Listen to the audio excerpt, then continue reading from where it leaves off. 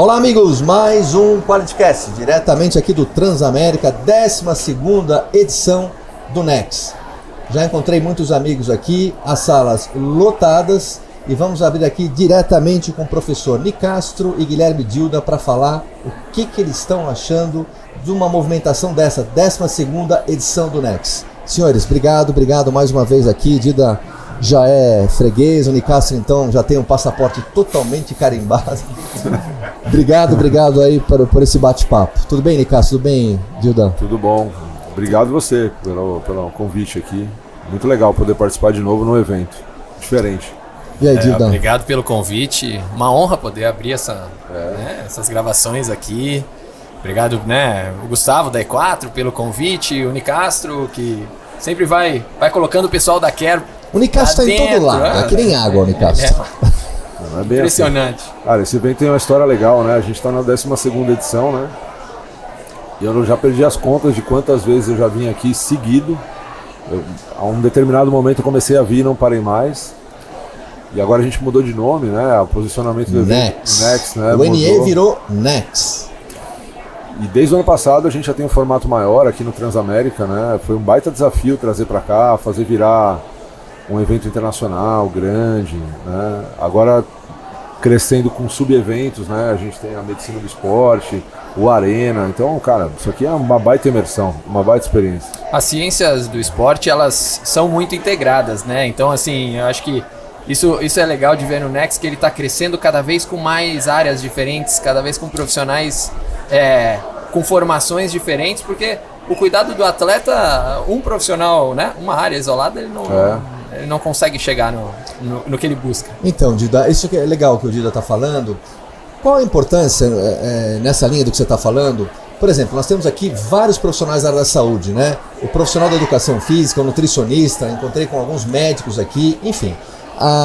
Qual é a importância? Será que o brasileiro já entendeu a importância do profissional da área da saúde para a saudabilidade, prevenção da doença e também, claro, que é o nosso propósito aqui, para a prática de atividade física com os cuidados devidos, né?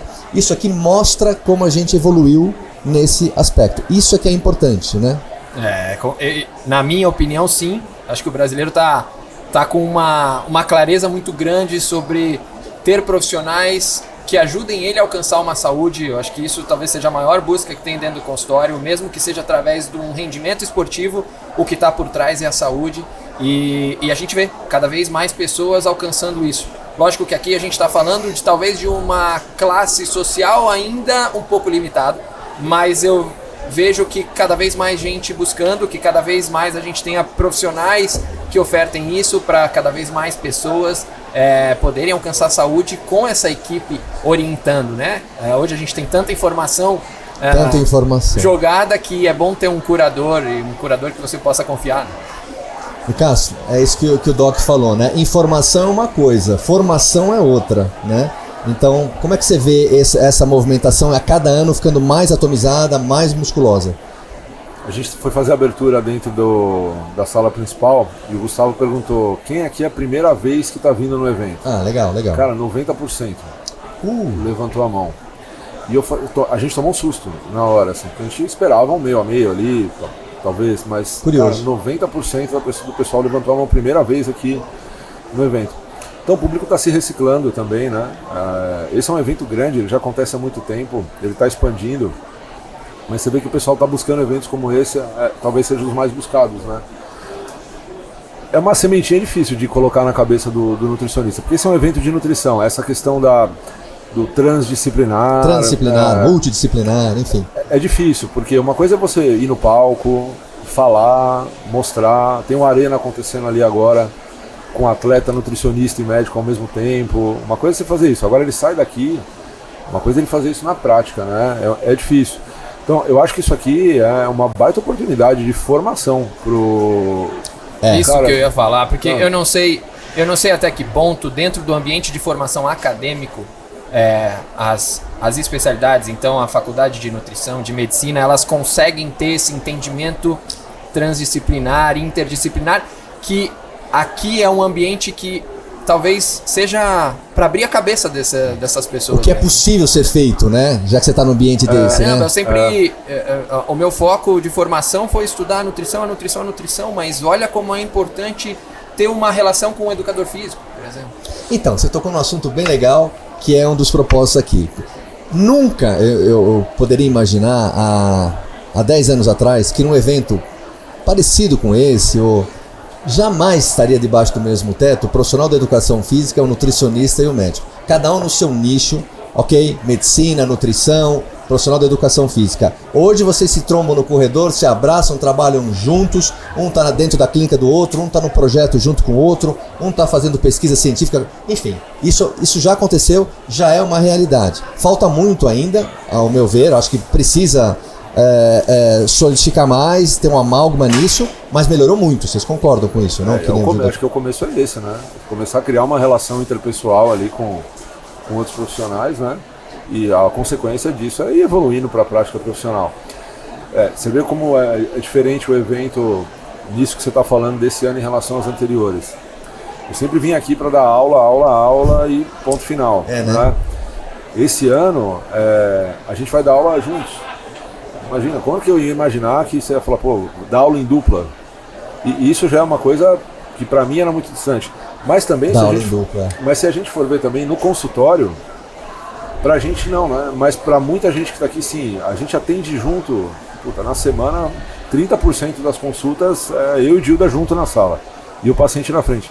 Cara, é muito legal isso, pro paciente. É muito rico pro paciente, né? Paciente. Pô, vocês estão cuidando da minha saúde realmente. Não é meu amigo da academia me falando o que eu devo fazer.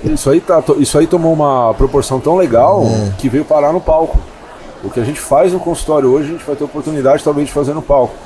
Aí é o que a gente está falando da formação, né? O profissional que está aqui vê que isso de fato acontece, como acontece, o que a gente falava antes da aula. Como é que a gente vai dar aula junto? Cara, o que a gente faz no consultório. A gente vai conversar no palco. Basicamente é isso. Né? E assim, né, Kim, o conhecimento, cara, ele é de domínio público, né? Então, assim, a gente não pode colocar limites, barreiras para o conhecimento entre as áreas. Não, isso aqui o nutricionista tem que saber, isso aqui ele não tem que saber, ou isso aqui o médico tem que saber, isso aqui ele não tem que saber. Não existe isso, cara. Então, as coisas, justamente o transdisciplinar é isso. Poxa, eu e o Nicastro vamos falar de melatonina. Cara, eu tenho um foco um pouco mais da parte médica, ele da parte nutricional, mas muitas coisas estão juntas e muitas coisas ele tá me ensinando da parte médica e eu o olhar, né? O olhar dele ou o seu olhar, cara, né? E é isso, isso, assim, vai ser isso na aula e é isso no consultório. A gente tá conversando com o paciente e o paciente tá entendendo que o olhar tá integrado, que tá sendo visto de todos os prismas, né? Agora saia justa para o Dilda, porque o Nicastro... Eu quero saber o seguinte... o botãozinho. Não, isso aqui sem isso eu não vi. Olha só, Dilda, você dá a isso que está acontecendo, como é que eu te pergunto isso de uma maneira delicada? É uma questão de geração ou ainda existe alguma resistência nos colegas mais velhos que estão na medicina? Você acha que esse entendimento geracional, você está falando, fiquei pensando aqui, é primordial para o entendimento? Sim. Eu acho que a evolução natural das coisas. Eu acho que é um olhar diferente. Eu acho que talvez essas gerações mais novas tenham um olhar mais horizontalizado sobre o cuidado, né? E eu acho que eu até comentei sobre isso quando a gente conversou lá no podcast, que na minha formação era um olhar muito verticalizado do médico, né? Sempre foi um pouco assim. Talvez dentro do hospital ainda seja mais difícil de desconstruir, mas em ambiente de consultório, de clínica, de clubes, cara, cada vez mais horizontalizado, porque todo mundo tem conhecimento ali para ajudar, não tem um detentor do conhecimento, ainda mais com a quantidade de conhecimento que surge a cada dia, né? Então, não tem como você ter essa pretensão de achar, não, eu tenho conhecimento e eu vou ditar as regras. Lógico, a gente tem as esferas da regulamentação, da prática, isso sim, mas esferas de conhecimento... o Dilda falou bem, a informação foi democratizada, a informação está para todos, né? Que não era. Tem paciente que às vezes chega sabendo mais sobre um tema do que você, porque... É hiperconectado hoje. Foi atrás, se calhar estudou artigo científico. Estudou 5 artigos desse ano que você ainda não leu, porque você está lendo de outro tema. Claro. E aquela dor do nutricionista antiga, né? De falar assim, não pode falar de nutrição se não for nutricionista, né? Cara, eu não tenho essa dor porque eu trabalho junto. Então eu acho que a melhor forma de você não sofrer esse problema é você trabalhar junto com o profissional. Sabe? O cara prescreve dieta e não é nutricionista. Cara, vai trabalhar junto com ele, então ajuda ele. Mostra pra ele que você pode somar com o trabalho dele. E ele vai te ajudar. Dildan, nessa situação, nesse congresso que a gente está vivendo aqui, com tanta informação, inclusive a aula de vocês vai ser sobre melatonina? Isso. Melatonina ou todo o ritmo circadiano, tudo que envolve... A melatonina ela ganhou uma popularidade muito grande aqui no Brasil, né? Você sabe, depois que a Anvisa liberou. Mas a gente se acostumou muito com a melatonina lá de fora. Isso é legal você falar. O brasileiro não tinha acesso, então ele trazia de fora. E lá fora é um cenário, Quanto né? mais miligramagens a gente trazia, o SL10. Isso, essa era a ideia, né? Até 20, né? Tem lá fora. Então a gente criou essa associação de dose, quanto mais melhor. A gente entendeu que a melatonina era um indutor do sono, quando na verdade não é. E aí com a Anvisa abrindo aqui no Brasil, totalmente diferente do que tem lá fora, criou-se um desentendimento, né, um pouco, né? Então acho que o nosso papel um pouco lá hoje é mostrar isso. Muito rico isso. E assim, é muito mais falar sobre a melatonina e talvez até alguns benefícios da melatonina que as pessoas não conheçam, né? Como, por exemplo, usar ela como um antioxidante, vamos dizer assim. Ela é dada, né, Doc, se não me engano, como protocolo, não tenho certeza do que eu estou falando, no Einstein, como protocolo de alguma coisa que eu não sei, mas eu ouvi falar. É isso, então é muito mais falar sobre a melatonina e o papel dela, o que tem de fisiologia por trás, o que tem de indicação clínica, né? Como fazer dentro da nutrição, dentro da parte médica, e trazer detalhes que com certeza vai ser novo para as pessoas. Eu tenho mais uma saia justa pro Dildan comunicar se ele fez o Pix. Também. Não, mas ele me fez o Pix para fazer para você. Bom, é justo. Entendeu? Olha só. Não, tô brincando, é pros dois. Me fala uma coisa. A foto aérea hoje, pensa bem, do atleta e do esportista na saúde e bem-estar. Porque existe uma diferença. O atleta visa competição, performance e tal. Porém, o esportista de hoje está treinando tanto, num volume tão grande, é isso que eu estou provocando, tá? Num volume tão forte, que trabalha, que tem os seus compromissos, mas com uma planilha pesada, um volume de treino pesado. E aí vem baixa da imunidade, vem saúde mental, vem término de casamento e muito mais. Então, agora para vocês. Veja que antes a gente diferenciava, né, o atleta de alto rendimento como o atleta profissional que vive daquilo. Cara, mas hoje, atleta amador, esportista, né? É muito de alto rendimento.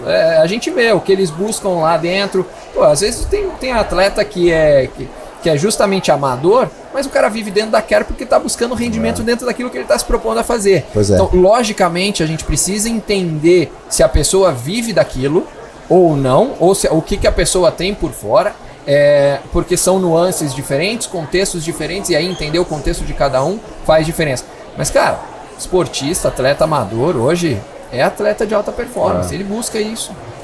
A busca é a mesma, né? Acho que o que tem mais crescido hoje é esse perfil, né? É o cara que não vive do esporte, mas tem crescido. Mas ele quer fazer o que o cara que vive do esporte faz. Ele quer tomar as mesmas coisas, ele quer treinar nos mesmos volumes, ele quer ter os mesmos tempos, ele quer monitorar dados de treinamento, saúde da mesma forma que monitora. A gente tá cheio, assim. E não é só corredor, cara, tem jogador de futebol, assim, amador, que está inserido, né, em clubes assim, que isso quer dizer, ela traz tudo planilhado para você. A Care Club, de certa forma, ela foi idealizada em torno disso, porque a gente viu uma necessidade de pacientes, né, de atletas amadores buscando, mas peraí, o que é feito lá? O que é feito lá no Palmeiras, né, que é onde eu tô? O que é feito lá no Palmeiras?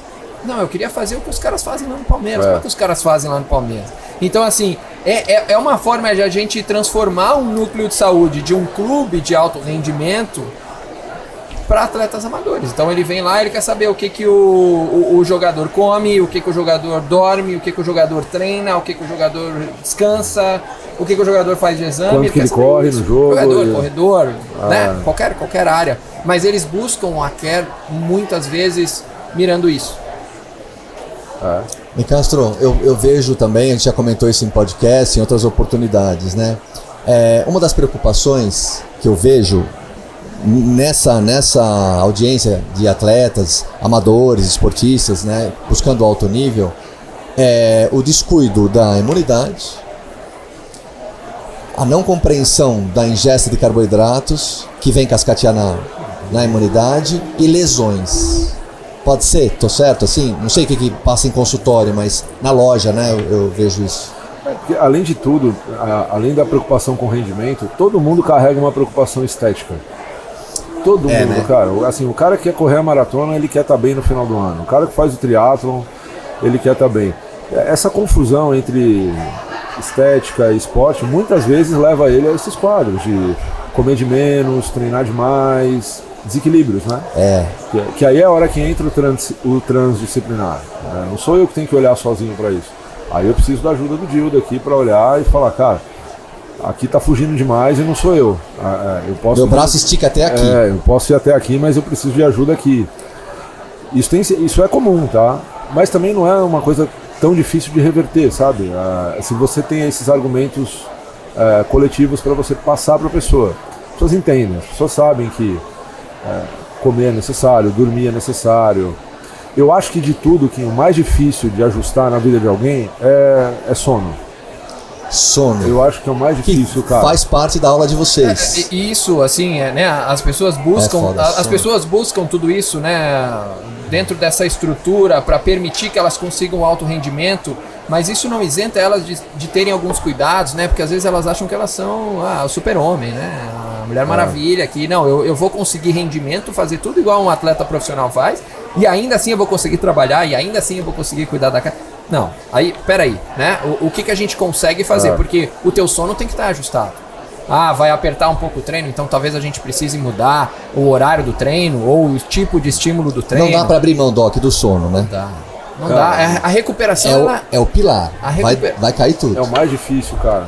Mas é o mais difícil para todo mundo, hein, Nicásio, não é? Nós estamos falando do atleta, mas, pô... Para todo mundo. Vamos combinar, vai. É foda. Nós estávamos falando exatamente dessa questão da melatonina, né? A luz que a gente tem e os estímulos que a gente tem visuais, eles vão impactando na nossa melatonina e a gente vai querendo ficar acordado e querendo produzir mais e querendo fazer mais. E o sono a gente vai deixando cada vez mais segundo plano. Eu vou dar um exemplo agora da profundidade epitelial, mas o Doc me falou aqui com as câmeras ligadas, eu achei demais, e é meio óbvio, né? Eu fui fui convidado para um evento de médicos, de um médico chinês aqui do Brasil, famoso, e nós fomos lá para o sítio dele em Jundiaí. Para resumir, as atividades acabaram, palestras e tal, mas as atividades acabaram às 7 horas da noite, e a gente foi dormir e tal. E os quartos, nesse sítio, já eram pensados nisso, não tem cortina, pé direito duplo e tal, e vidraçado. Pô, 5 horas da manhã, um facho de luz entrou, eu muito bem, porque fui dormir cedo, a luz me acordou e tal. Fiquei nota 11, intestino. E você acorda muito melhor do que com despertador. Óbvio. Né? Você acorda de forma natural. Obedecendo quando o sol nasce, quando o sol... o ritmo circadiano. Tô te falando o óbvio, que a gente fica tentando... E aí vocês mesmos acabaram de falar, pô, você fica nisso, você fica... Claro que bagunça, claro. É incrível isso. É isso, nós temos luz, nós temos televisão, nós temos celular, tá tudo aqui. Bom, tem. Barulho.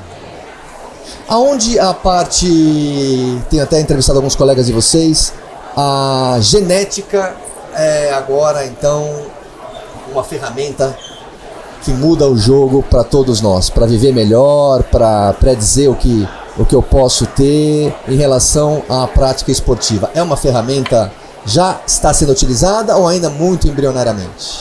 Ou ainda muito caro? Cara, na nutrição eu gosto, tá? Eu gosto, menos embrionário hoje do que antes. O profissional tem buscado se especializar, mas também o mercado se ajustou para isso. Hoje você tem cursos de especialização, pós-graduação destinados a esse tema, tá? Que não tinha antes. Então é natural que o profissional se capacite, comece a usar melhor. Na prática, os laboratórios hoje estão mais atentos a isso também. A gente tem mais precisão. É só você ver, um exame genético há 20 anos atrás custava quanto? Custava uma fortuna. Hoje já é bem mais acessível às pessoas. E vai ficar cada vez mais. Eu gosto, mas eu não acho, a opinião pessoal minha, tá? Que isso tem que ser a ferramenta de primeira abordagem. Eu acho que isso é secundário, terciário. Eu acho que tem muita coisa que a gente consegue resolver ainda, por exemplo, acordando com a luz do sol, entendeu? Eu acho que... né? Com hábito. Eu acho Ser mais minimalista, né? Eu acho que sim. Eu acho que menos é mais, num primeiro momento. Mas tem casos, obviamente, que você tenta, e é difícil de enxergar ali na consulta o que você quer. E o exame está aí para isso, ele está aí para te ajudar.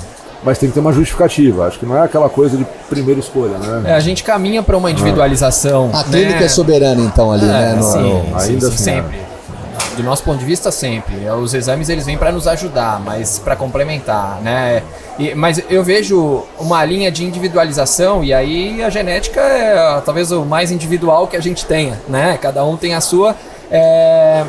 Então, a gente está evoluindo esse conhecimento genético para entender as ações que a gente faz em cima. Então, muitas vezes faz sentido, a gente precisa entender as limitações do seu uso. Não é sair pedindo...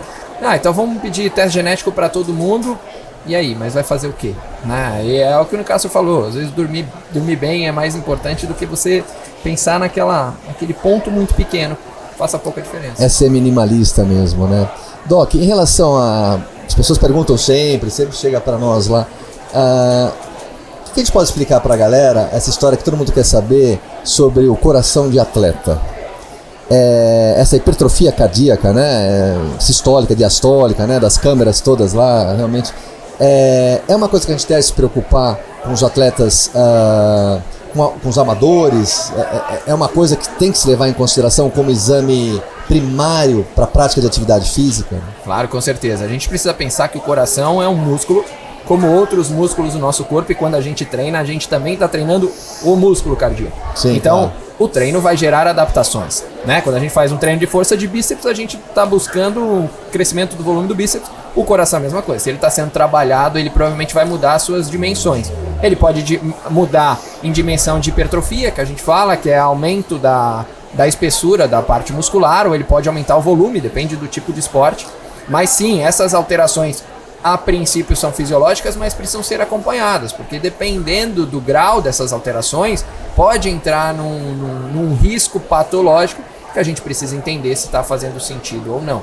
Então, é algo que a gente deve se preocupar, é algo que a gente deve acompanhar, mas a princípio a adaptação fisiológica é uma adaptação benigna, né? Aí, o que pode transformar em patológico? Poxa, se o aumento das câmaras cardíacas ela começa a passar de um limite fisiológico, se você está usando alguma substância para deixar um nível hormonal em níveis suprafisiológicos, se a gente está trabalhando em suprafisiológico, precisa entender se a resposta vai ser adequada ou se ela vai para uma via patológica.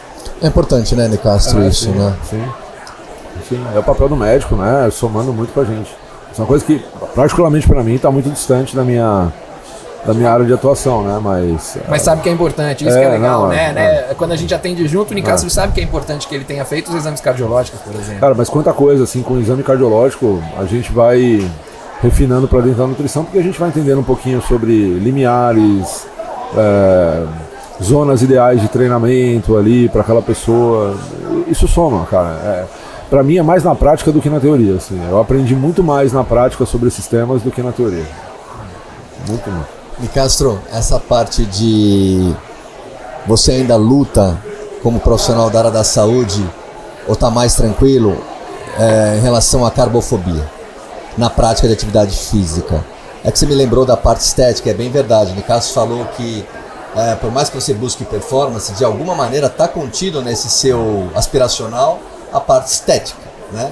E às vezes caminhar estética junto com performance, não sei se sempre é possível, né? E sempre cai o assunto da carbofobia. Já melhorou um pouco, porque a cada década tem umas ondas, né? Como é que está isso hoje? Acho que atualmente sim, a gente já surfou a onda da cetogênica, isso, né? São as fases, né? Há uns anos atrás, mas eu acho que vai vir alguma novidade por aí nos próximos anos. A gente tem muito paciente que viaja, né? Para fora do país e corre prova, faz coisa lá fora e traz coisas pra gente ver. E nesse último segundo semestre eu tive vários mesmo que me trouxeram géisinhos de corpos cetônicos. O que você acha disso e tal? Eu acho que isso aí vai vir pra cá. Eu acho que vai vir e logo a gente vai ter que estar falando disso aqui de novo. Mas atualmente eu acho que sim, tá mais tranquilo. A gente não tem tanto medo. Essa questão de estética e performance não é difícil de resolver, né? Tem que conversar. A gente tem muita gente que vive nesse dilema, né? Ah, eu quero estar bem, eu quero correr a prova, mas a minha vida social, quando eu viajo pra praia... Eu tenho um casamento em março, eu vou fazer Nova York e não sei o quê. E eu quero poder beber, e eu quero poder curtir, mas eu tenho que me apresentar bem ali no âmbito social que eu vivo. Assim, se você quer ter a estética nota 10, você precisa fazer tudo nota 10. Se você quer ser aquele cara que vive bem, você começa o ano aqui, termina melhor, só que isso cheio de oscilações, tá tudo bem, né? Assim, tira férias, fica doente, engorda um pouquinho. Estética é secundário, Kim. Assim, eu acho que a ocorrência natural do processo. As pessoas têm que entender que estética não é uma coisa que você trabalha para ter daqui a um mês. A estética é uma coisa que você trabalha para ir melhorando aos poucos ao longo do ano. Boa. E vivendo, assim, ficando doente, viajando, fazendo aniversário, tirando férias. Você sempre sai um pouco e volta, mas só que no todo, você está sempre melhor. Isso aí é uma construção. Isso aí, um empilhamento mesmo. Isso aí tem que explicar para as pessoas, porque se você for lá só atender, vim aqui porque eu quero emagrecer daqui a um mês. Tá bom, vamos lá, faz isso e acabou. Eu acho que é pouco. Eu acho que isso aí você tem que sentar, conversar e falar, calma, mas tudo bem, podemos fazer, mas e depois... Nós somos educadores também, né? Então, assim, a gente tem esse papel, né? Uma consulta, ele é um consultor, ele tá ali para te dizer, para te orientar, para te informar, para te educar. Então, é extremamente importante. Lógico que precisa entender o objetivo do paciente, porque às vezes a questão estética é uma forma de motivação para outras mudanças. Ah, tá. A porta de entrada é estética, né? E daí não adianta você falar, não, a estética não é importante para...